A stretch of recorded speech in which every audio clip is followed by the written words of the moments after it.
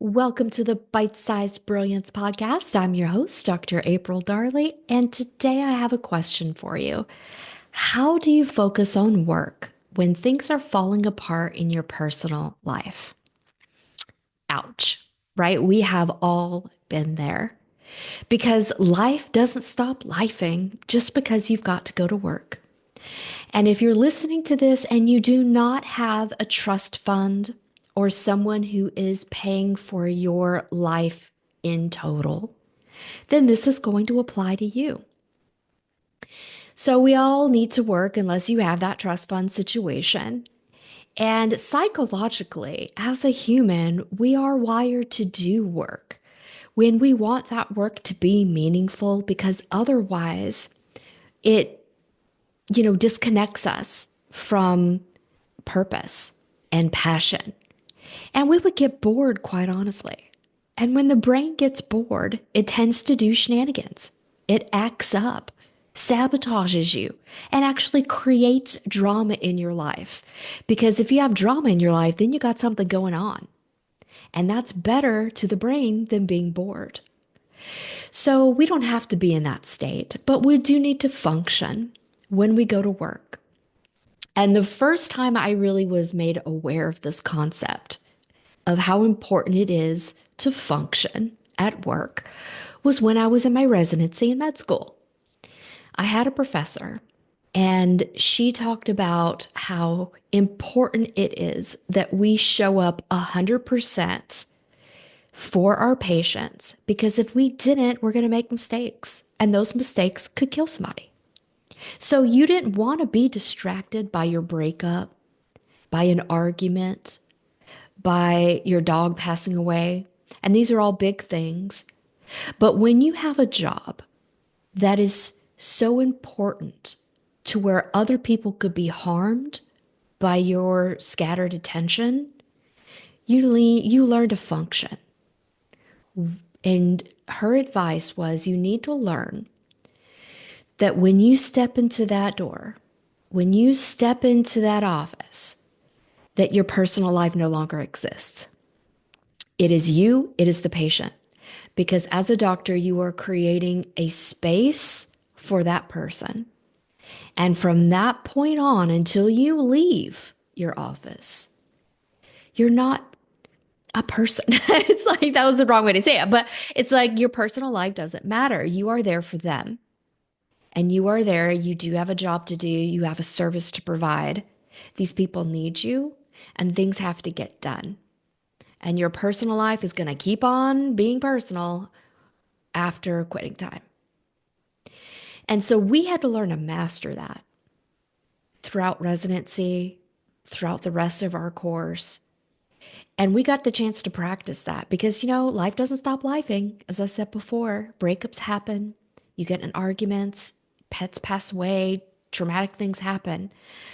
But there are times in your life where you're going to need to show up and be there. So, how do you do that? So, when you have to compartmentalize, doctors are really good with this. Doctors, police, firefighters, anybody that is of service to someone else learns to do this really early or they wash out.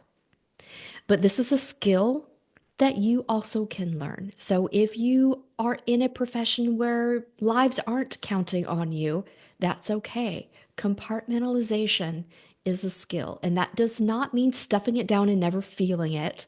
No, but it's like being an actor. You're playing a role, you're stepping on a stage.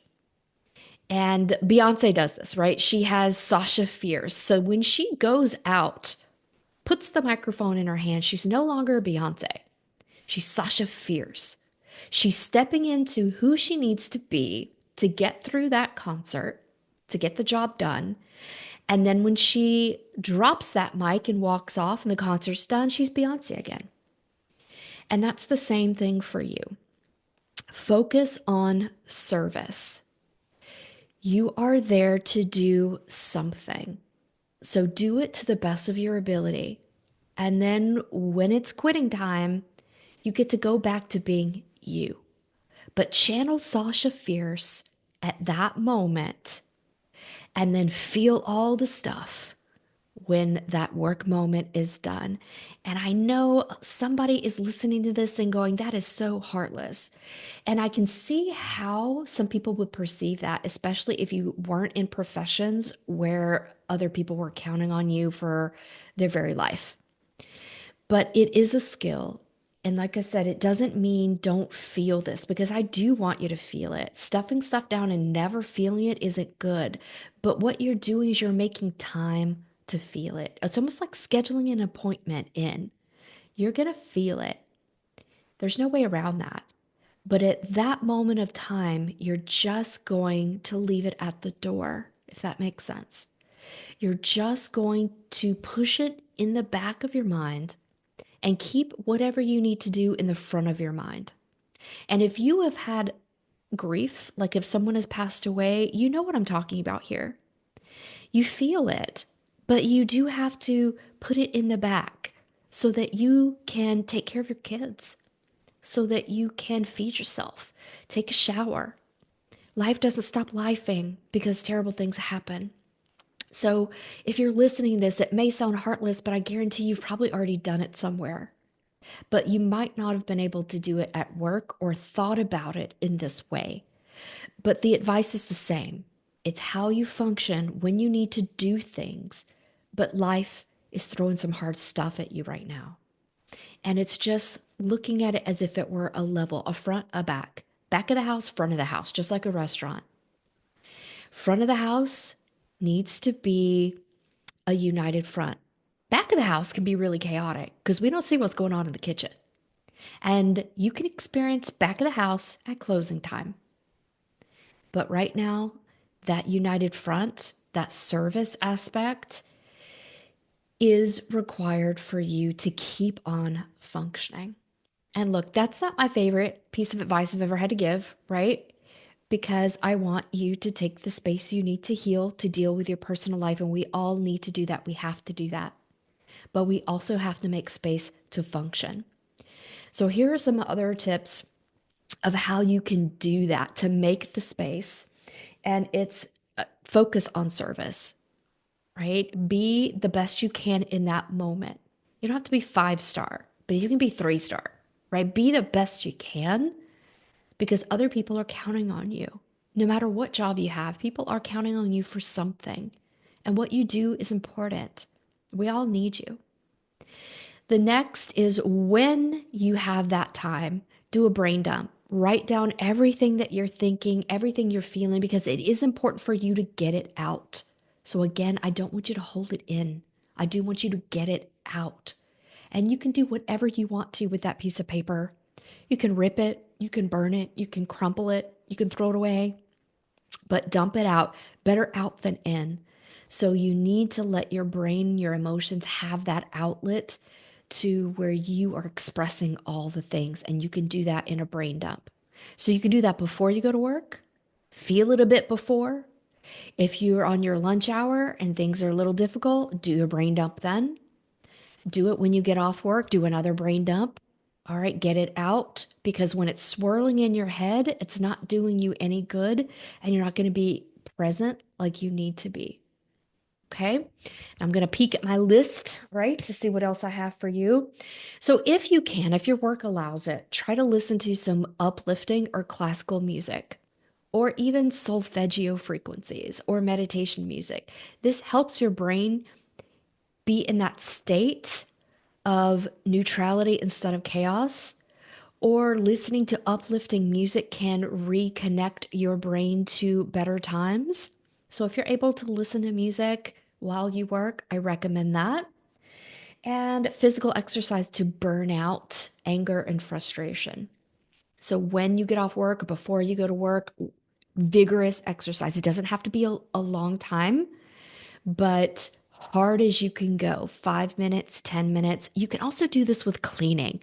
vigorous. I don't know if you are a rage cleaner.